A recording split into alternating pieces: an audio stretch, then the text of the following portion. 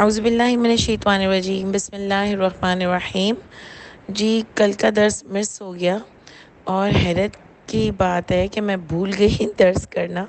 کیونکہ دوسری کلاسز بھی چل رہی ہیں، اور اس سے زیادہ حیرانگی کی بات ہے کہ کسی نے مجھے یاد نہیں دلایا، ورنہ کہیں سے کہیں مجھے ضرور میسیجز آ جاتے ہیں کہ آج آپ نے درس نہیں بھیجا۔ تو آئی گیس کہ سب ذرا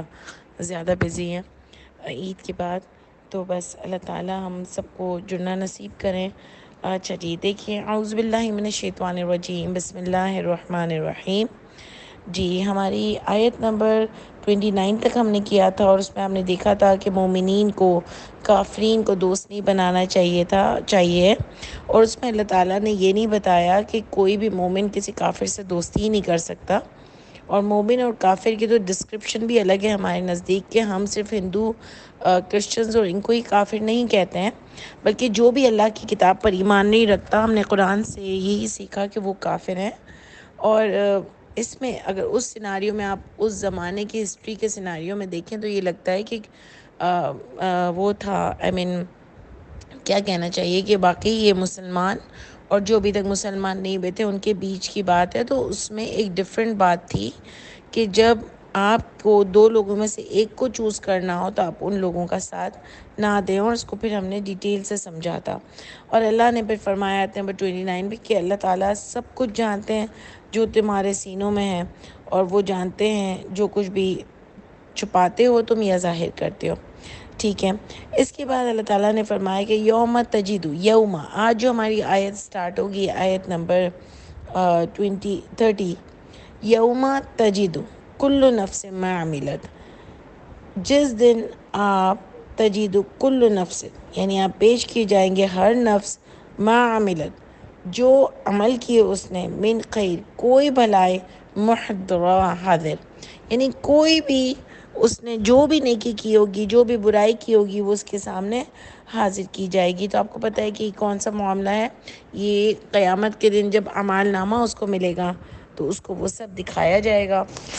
تو دیکھیں نا، یہ کب ہوتا ہے ہمارے یہاں؟ جب ہم چھوٹے ہوتے تھے، یا ابھی جو بھی چھوٹا بھی میرا سن رہا ہے یا جو بھی ہے، کہ کبھی کوئی رزلٹ نکلنے والا ہوتا تھا نا، تب ہم کو بڑا ڈر لگ رہا ہوتا تھا کہ پتہ نہیں میں پیپر میں کیا کر کے آئی ہوں، کیا مجھ سے مسٹیک ہو گئی، لگ تو رہا ہے کہ سب صحیح ہے۔ یہ ٹینشن انسان کے اندر کب ہوتی ہے؟ کہ جب اس کا کوئی رزلٹ اناؤنس ہونے والا ہوتا ہے، اور آپ دیکھو کہ یہ رزلٹ ہے، یہ اللہ تعالیٰ اس رزلٹ کے دن کی بات کریں جب قیامت کے دن ہم ملیں گے اللہ کے گھر انشاءاللہ تعالیٰ، اور ہم سب کو اپنا اعمال نامہ دکھایا جائے گا، جس کو اللہ تعالیٰ نے سورہ حاقہ میں ڈسکرپشن سے ہم کو بتایا، جو بار بار میں اپنی کلاس میں بھی ڈسکس کرتی ہوں،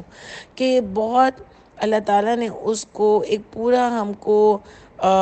ڈیٹیل بتایا کہ کیسے اللہ کا عرش آئے گا، پھر دائیں ہاتھ والے ہوں گے، بائیں ہاتھ والے ہوں گے، پھر دائیں ہاتھ والوں کو اعمال نامہ دیا جائے گا تو وہ دوڑے گا اپنے گھر والوں کی طرف اور کہے گا خوشی خوشی کہ یہ دیکھو میرا اعمال نامہ، یعنی اس کا بہت پیارا رزلٹ آیا ہوگا کہ وہ سب کو دکھا رہا ہوگا۔ اور اللہ تعالیٰ نے فرمایا کہ جس کا بائیں ہاتھ میں اعمال نامہ ہوگا اس کے پیٹھ کے پیچھے مار کر دیا جائے گا۔ یعنی آپ سوچو کہ یہ کتنی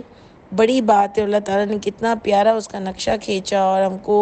کتنا اس دن کا اللہ تعالیٰ نے ایک ہم کو پورا سین کریٹ کر کے بتا دیا۔ لیکن ہم ایکچولی حقیقت جو ہماری زندگی کی صحیح معنوں میں حقیقت ہے، اور جو ایمان ایکچولی ہمارا ہونا چاہیے، ہم اتنے دور ہیں اس سے، یقین کیجئے کہ ہم اتنے دور ہیں کہ ہم کو بالکل بھی اس دن کی فکر نہیں ہے، ورنہ ہم کو دنیا کی ہر چیز کی فکر ہے، ہر دن کی فکر ہے، ہم ہر ایک کے دن کی تیاری کرتے ہیں، ہم کو بہت شوق ہے تھیم بیس دعوتیں کرنے کا،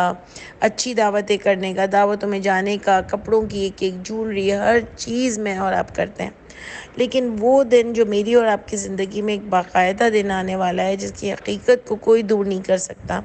کیونکہ یہاں تو دن ہے نا، ہو سکتا ہے کہ میں اور آپ زندہ نہ ہوں، وہ دن آئے تو اللہ نہ کرے کہ بس ہماری خیریت کے ساتھ اس دن موت ہو کہ ہم اللہ کے پاس جانے کے لیے پورے تیار ہو۔ لیکن پتہ ہے نا، یہ دنیا ہے، اور پتہ نہیں ہم زندہ بھی ہوں نہیں ہوں، لیکن ہم اس کی تیاری کرتے ہیں۔ آپ دیکھو اتنا خوبصورت جو دن آنے والا ہے، اس کی میری اور آپ کی تیاری بالکل نہیں ہے۔ اس دن کی تیاری ہماری کیا ہونی چاہیے کہ میں روز سوچوں کہ آج میں نے اپنے اعمال نامے میں کیا لکھوایا ہے، کیونکہ اللہ تعالیٰ ہی قرآن میں فرماتے ہیں نا کہ تمہارے دائیں اور بائیں فرشتے تم منہ سے کوئی لفظ نہیں نکال لیتے، وہ لکھ لیتے ہیں اس کو، اللہ ہی فرماتے ہیں۔ تو آپ سوچو کہ کیا مجھے اور آپ کو یہ روز نہیں سوچنا چاہیے کہ وہ بک جو میری روز لکھی جاتی ہے، قیامت کے دن وہ مجھے دی جائے گی اور دکھایا جائے گا کہ دیکھو یہ عمل کر کے آئی ہو تم۔ تو میں ذرا روز اس کے بارے میں سوچوں کہ آج میں نے کیا لکھوایا، کیا میرا اور آپ کا ایمان جو کہ مسلمان ہیں اور آخرت پر یقین رکھتے ہیں، تو کیا میرا اور آپ کا ایمان یہ نہیں ہونا چاہیے کہ ہم اس کو روز دیکھیں؟ لیکن بس بہت ہمارے ایمان کی کمی ہے، اللہ تعالیٰ ہمارے ایمان کو بڑھا دیں۔ تو اللہ تعالیٰ فرماتے ہیں کہ جو بھی جس دن تم جمع کیے جاؤ گے اس دن تمہاری طرف پیش کیے جائیں گے وہ اعمال جو تم نے عمل کیے ہیں، تمہارے سامنے حاضر ہوں گے وہ عمل۔ دیکھیں اللہ کہہ رہے ہیں من خیر محضرہ، یعنی جو تم نے بھلائیاں کی ہوں گی وہ بھی تمہارے سامنے حاضر ہوں گی، وما عملت من سوء، اور جو بھی عمل کیے ہیں تم نے برے، یعنی چلیں بھلائیاں جب تک آئی جب تک تو ہم کو بہت دلی سکون تھا کہ اچھا جی بھلائیوں سے ملاقات ہوگی انشاءاللہ تعالیٰ، لیکن اللہ کہہ رہے ہیں جو تم نے برائیاں کی ہیں عملت وہ بھی تمہارے سامنے لائی جائیں گی، یعنی وہ بھی تمہارے سامنے ایک ایک کر کے پیش کی جائیں گی۔ وہ جو اللہ فرماتے ہیں نا کہ ذرا ذرا بھی ذرا ذرا برائی اور ذرا ذرا نیکی تمہارے سامنے آئے گی اور تمہارے اعمال نامے میں لکھی جائے گی۔ تو آپ سوچو کہ یہ وہ دن ہے کہ جس دن اللہ فرماتے ہیں کہ جب برائیاں ان کو پیش کی جائیں گی، تودو لو ان بینہا، تو وہ سوچے گا کاش یہ کہ درمیان اس کے وہ بینہ اور اس کی برائی کے امدم بعیدہ، یعنی امد بعیدہ یعنی دوری ہو جائے، بہت دوری ہو جائے اس کے اور اس کے درمیان، یعنی کبھی وہ اس کو دکھائی نہ دیں، کبھی سنائی نہ دیں، کبھی اس کو پتہ ہی نہ چلے کہ اس نے کیا برے عمل کیے ہیں۔ ہم کو بھی ایسا ہوتا ہے نا زندگی میں، کبھی ہمارا کوئی ایسا ایپیسوڈ نکلتا ہے زندگی میں، کوئی ایسی ہمارے ساتھ چیز ہو جاتی ہے، ہم کہتے ہیں یار مجھے پلیز اس بارے میں سننا بھی نہیں ہے۔ یعنی کبھی کبھی تو مجھے ایسا ہوتا ہے جو میرے سے غلطی ہوئی ہوتی ہے نا کبھی زمانے میں، اور اس کو کوئی بار بار یاد دلائے نا، تو مجھے ایسا ہوتا ہے یار پلیز میں سننا بھی نہیں چاہتی، مجھے شرمندگی ہوتی ہے، مجھے گلٹ فیلنگ ہوتی ہے۔ تو اللہ بھی وہی بتا رہے ہیں کہ اس دن وہ برائیاں سن کے اتنا گلٹی فیل کرے گا کہ وہ، اور اس کو پتہ بھی ہوگا کہ آگے اس کی زندگی کیسی ہونے والی ہے، یعنی ظاہر ہے جنت اور دوزخ سے ایک ہی چیز ملے گی نا، تو اس کو پتہ چلے گا کہ اس نے اتنا اللہ کو ناراض کیا ہے اور اس کی زندگی اتنی بری ہونے والی ہے کہ وہ سوچے گا کاش میرے اور میرے اس اعمال نامے کے درمیان ایک دوری ہو جائے، اتنی زیادہ دوری ہو جائے۔ اب سوچو اس دن کا افسوس کیا اس کو کوئی فائدہ دے گا؟ اللہ نے آگے یہاں پر بات نہیں کی اس بارے میں، لیکن جگہ جگہ اللہ بات کرتے ہیں کہ اس دن کا ایکسیپٹ کرنا کہ ہاں میں نے غلط کیا، اس دن کا ایکسیپٹ کرنا کہ اللہ تعالیٰ مجھے معاف کر دیں، اس دن کا ایکسیپٹ کرنا کہ اللہ تعالیٰ ان لوگوں نے مجھے غلط رستے پر ڈالا تھا، کیا آپ کو بخشش کروائے گا؟ تو قرآن سے ہم کو پتہ چلتا ہے کہ اللہ فرمائیں گے جب انسان کوئی عذر پیش کرے گا تو اللہ فرمائیں گے جہنم میں ڈال دو اس کو، یعنی اس سے پتہ چلتا ہے کہ اس دن کوئی معافی نہیں، کوئی عذر نہیں، زندگی میں ہی آپ کو اپنے اعمال نامے کی بک کو اچھا کر کے جانا ہے اگر واقعی میں اور آپ اللہ کے سامنے سرخرو ہونا چاہتے ہیں تو یہ انڈرسٹینڈنگ اللہ تعالیٰ مجھے اور آپ کو قرآن سے دیتے ہیں، ٹھیک ہے؟ تو اللہ فرماتے ہیں کہ اس دن چاہے گا، یہ بتا رہے ہیں ہم کو، اوپر سے بات شروع ہوئی کہ تھوڑے سے دنیا کے فوائد کے لیے اللہ کو نہ ناراض کرو۔ اب اس میں ایڈیشن کروں کہ تھوڑے سے دنیا کے فوائد کے لیے تو آ گیا، تھوڑی سی اپنی دنیا کی خواہشات کے لیے اللہ کو نہ ناراض کرو، کچھ دنوں کی خوشی کے لیے، کچھ دنوں کے رشتوں کے لیے، کچھ دنوں کی بہترین لائف کے لیے اللہ کو ناراض نہ کرو، کیونکہ آگے بہت ہی خوبصورت ترین لائف میرا اور آپ کا انتظار کر رہی ہے، اور سب سے بڑھ کر وہ اللہ جس سے میں اور آپ محبت کرتے ہیں ان سے ملاقات ہے، تو اس کے لیے تو مجھے آپ کو بیسٹ اعمال نامہ تیار کرنا چاہیے انشاءاللہ تعالیٰ۔ تو اللہ فرماتے ہیں وَيُحَذِّرُكُمُ اللَّهُ نَفْسَهُ، اور وہ ڈراتے ہیں تم کو، اللہ تعالیٰ اپنے آپ سے ڈراتے ہیں، یعنی دیکھو یہ اعمال نامہ تمہارے پیش کیا جائے گا تو لوگوں سے نہیں ڈرو، یہ نہیں سوچو کہ اس کو ناراض کر دیا تو مجھے کیا نقصانات ہیں، اس سے دوستی کر لی تو مجھے کیا فائدے ہیں کیا نہیں ہیں، کیونکہ اگر وہ اللہ کی ناراضگی کا سبب بن رہے ہیں تو اللہ تم کو اپنے آپ سے ڈراتے ہیں۔ سمجھ آئی بات؟ جیسے پتہ نہیں میں نے آپ کے ساتھ لاسٹ کلاس میں ڈسکس کیا یا نہیں کیا کہ آج ہماری جو مسلمان ملکوں کا حال ہے نا، کہ اتنا فلسطین کے ساتھ برا ہو رہا ہے، اتنا زیادہ ظلم ہو رہا ہے کہ ہمارے اور آپ کے لفظ اس کو بیان ہی نہیں کر سکتے، ہم وہ محسوس ہی نہیں کر سکتے جو وہاں پر ہو رہا ہے، چاہے کچھ بھی ہو جائے۔ تو وہ اتنا برا ہو رہا ہے، لیکن جو مسلمان آج بنا ہوا ہے نا، مسلمان ملکوں کے بڑے خاص کر کے، کیونکہ میں اور آپ تو چھوٹے چھوٹے ہیں، ہم بھی اپنے اندر ہماری جتنی طاقت ہے ہم کیا کر رہے ہیں وہ بھی دیکھنے والی بات ہے کہ ہم کو بولنا چاہیے، لکھنا چاہیے، پیسہ دینا چاہیے جہاں پر ایسا لگے کہ ہاں واقعی ان تک یہ پہنچ سکتی ہے یہ ڈونیشنز وہاں پر، یا کوئی بائیک آؤٹ کر سکتے ہیں تو کریں۔ لیکن جو اوپر لیول کے لوگ ہیں نا ہمارے، انہوں نے ایسی دوستیاں کی بھی ہیں ان لوگوں سے کہ وہ دنیاوی فوائد دیکھ رہے ہیں، تو وہی یہاں پر بات ہو رہی ہے خاص کر کے۔ لیکن پھر بھی ہم ساری چیزیں لیں گے کہ دنیا کے فوائد کے لیے آپ اللہ کو مت چھوڑو۔ اللہ تم کو اپنے آپ سے ڈراتے ہیں کہ دیکھو تم کو اللہ کو جواب دینا ہے، اعمال نامہ تمہارے اللہ کے سامنے کھلیں گے، اسی اعمال نامے سے تمہیں جنت یا دوزخ ملے گی۔ تم اللہ سے ڈرو، اللہ سے کے ناراض ہونے سے بچو۔ وہ ڈراتے ہیں تم کو اللہ تعالیٰ اپنی نفس سے، واللہ رؤوف بالعباد۔ دیکھیں کتنی خوبصورت بات ہے کہ ابھی بھی تم معافی مانگ لو اللہ تعالیٰ سے، ابھی بھی اللہ تم کو معاف کر دیں گے، ابھی بھی تم سوری کہہ دو اور اپنے اعمال کو صحیح کر دو، اپنی اصلاح کرنا شروع کر دو۔ جب تک میری اور آپ کی سانسیں چل رہی ہیں نا، ہمارے پاس یہ بہت ہی پیارا ٹائم ہے، جب تک زندگی ہے ابھی بھی ٹائم ہے، ابھی بھی اللہ معاف کر دیں گے اور ہم پھر سے نئے سرے سے اپنی زندگی کو انشاءاللہ تعالیٰ شروع کریں۔ پھر اللہ فرماتے ہیں آیت نمبر 31 میں، قل آپ کہہ دیجئے، ان کنتم، یہ دیکھیں قل سے ہی اوپر سے آیت آ رہی ہے، ٹھیک ہے، کہ تم چھپاتے ہو یا ظاہر کرتے ہو جو بھی،